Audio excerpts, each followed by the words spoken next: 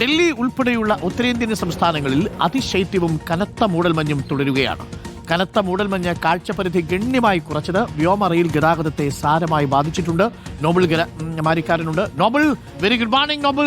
നല്ല മഞ്ഞാണ്, നല്ല തണുപ്പാണ്, വായുമലിനീകരണവും പതിവ് പോലെ ദില്ലിയിൽ രൂക്ഷമാണ്. അങ്ങോട്ട് തണുപ്പും മഞ്ഞും ഒന്നും കുറയുന്നില്ലല്ലോ. ഇനി എത്ര നാളിങ്ങനെ നീണ്ടു നിൽക്കും നോബിൾ മാരിക്കാരൻ? ബാക്കിലുള്ള കാഴ്ചകൾ മൂന്നാറിലാണെങ്കിൽ അല്ലെങ്കിൽ കുളു മണാലിയിലൊക്കെ ആണെങ്കിൽ നല്ല ഭംഗിയായിരുന്നു. പക്ഷെ ഇത് കാണുമ്പോൾ അല്പം ടെൻഷനും ഉണ്ട്, ശ്വാസം മുട്ടുന്ന പോലെ.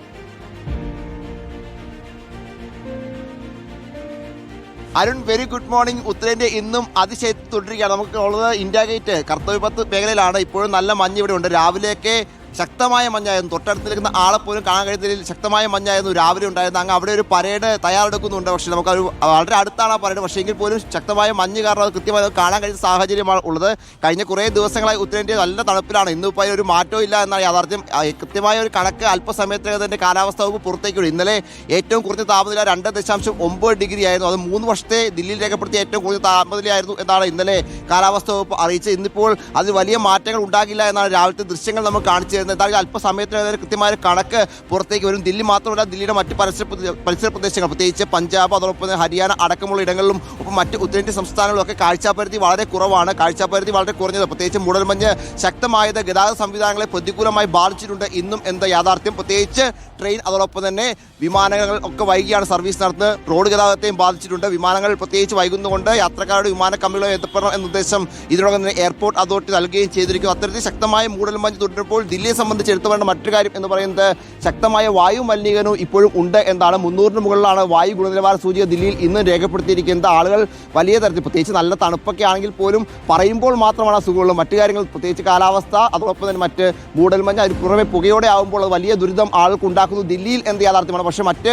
ഹിമാചൽ അടക്കമുള്ള സ്ഥലങ്ങളിലേക്ക് പോയി കഴിഞ്ഞാൽ സാഹചര്യം വളരെ വ്യത്യസ്തമാണ്. അവിടെ നല്ല മനോഹരമായ പ്രഭാതം എന്ന് നമുക്ക് പറയാൻ കഴിയും. കാരണം നല്ല ക്ലൈമറ്റ്, അതോടൊപ്പം നല്ല വായു ഗുണനിലവാരമൊക്കെ അവിടെ ഉണ്ട്. പക്ഷേ മറ്റ് ദില്ലിയുടെ പ്രദേശങ്ങളിലൊക്കെ വളരെ മോശം സാഹചര്യത്തിലാണ് ഇപ്പോഴും ഉള്ളത്. എന്താണെങ്കിലും പരേഡുകൾ, ഇപ്പോൾ നമുക്ക് ആ പരേഡ് അങ്ങോട്ട് തിരിച്ചു പോകുന്നതാണ് കാണാൻ കഴിയുന്നത്. ഇപ്പോൾ ജനുവരി 26 വേണ്ടിയുള്ള ഒരുക്കങ്ങൾ, റിപ്പബ്ലിക് ഡേക്ക് വേണ്ടിയുള്ള ഒരുക്കങ്ങളാണ്. റിപ്പബ്ലിക് ഡേ ആകുമ്പോഴേക്കും ഇവിടെയൊക്കെ പൂർണ്ണമായും അടച്ചുകൊണ്ട് പരേഡ്, നമുക്ക് സാധാരണ നമ്മൾ ടി വിയിൽ കാണാറുള്ള ആ പരേഡ് എന്താണെങ്കിലും ഇവിടെ നടക്കും. അതിനുള്ള ഒരുക്കങ്ങൾ ഇപ്പോൾ തുടരുകയാണ്. അതിരാവിലെ, പ്രത്യേകിച്ച് ഉദ്യോഗസ്ഥരൊക്കെ രാവിലെ എന്ന് പറയുമ്പോൾ 4 മണിക്ക് തന്നെ പരേഡിന്റെ ഭാഗമായി ഇവിടെ എത്തുകയും ഇവരെ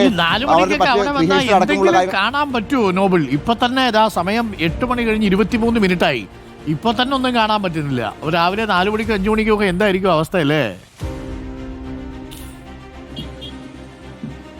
തീർച്ചയായും 4 മണിക്ക് ഇവിടെ എത്തിക്കഴിഞ്ഞാൽ ഒന്നും കാണാൻ കഴിയുന്ന സാഹചര്യമാണ്. അത്രയ്ക്ക് മൂടൽമഞ്ഞായിരിക്കും ആ സമയത്ത്. അല്പം സൂര്യൻ വരുമ്പോഴാണ് മൂടൽമഞ്ഞിന് ചെറിയൊരു വ്യത്യാസം ഉണ്ടാകുന്നത്. ഇനിയിപ്പോൾ 10 മണിയൊക്കെ ആകുമ്പോഴേക്കും കുറച്ചുകൂടി സാഹചര്യം മെച്ചപ്പെടും. അതിനനുസരിച്ച് വിമാനങ്ങളൊക്കെ സാധാരണയിലേക്ക് സർവീസ് നടത്തുകയും ചെയ്യും. എല്ലാ ദിവസവും ഇപ്പോൾ നിത്യ കാഴ്ചയെന്ന് മാറിയിട്ടുണ്ട്. വരും ദിവസങ്ങളിലും ഈ അതിശൈത്യം ഉത്തരേന്ത്യയിൽ തുടരും എന്നാണ് കാലാവസ്ഥാ വകുപ്പ് അറിയിക്കുന്നത്. വരുന്ന ഒരാഴ്ചയെങ്കിലും അതിശൈത്യവും ഒപ്പം ശക്തമായ കാറ്റും തുടരും എന്ന് മുന്നറിയിപ്പുണ്ട്. ആ പശ്ചാത്തലത്തിൽ ആളുകൾ, പ്രത്യേകിച്ച് പ്രായമായ ആളുകളൊക്കെ വലിയ ബുദ്ധിമുട്ട് അനുഭവിക്കുന്ന സമയമാണ്. കാരണം വീടിൻ്റെ അകത്ത് പോലും ഇരിക്കാൻ കഴിയുന്ന സാഹചര്യമാണ്. പലയിടത്തും ആളുകൾ ഈ കൽക്കരിയെ കൂട്ടിയിട്ട് കത്തിച്ച് പലരും ജീവൻ നഷ്ടപ്പെട്ട സംഭവങ്ങളൊക്കെ റിപ്പോർട്ട് ചെയ്യുന്നുണ്ട്. പ്രത്യേകിച്ച് ഉത്തർപ്രദേശിലൊക്കെ ഇന്ന് കഴിഞ്ഞ ദിവസം ഒരു വീട്ടിൽ ആളുകൾ ചൂടിന് വേണ്ടി കൽക്കരി കത്തിച്ച് അവസാനം ശ്വാസം മുട്ടി അവർ മരിക്കുന്ന വാർത്തകളും ഈ വരുന്നുണ്ട്. എന്താണെങ്കിലും വലിയ സാഹചര്യമാണ് ഇപ്പോൾ. പ്രത്യേകിച്ച് അതിശൈത്യം ശക്തി പ്രാപിക്കുന്നു. വരും ദിവസങ്ങളിലും ഇത് ഇതേപടി തുടരും എന്നാണ് കാലാവസ്ഥാ വകുപ്പ് അറിയിക്കുന്നത്. Arun, thank you. നോബിൾ മാരിക്കാരനാണ് ദില്ലിയിൽ നിന്നും കർത്തവ്യപഥിൽ നിന്നും തത്സമയം പ്രേക്ഷകർക്കൊപ്പം ചേർന്നത്.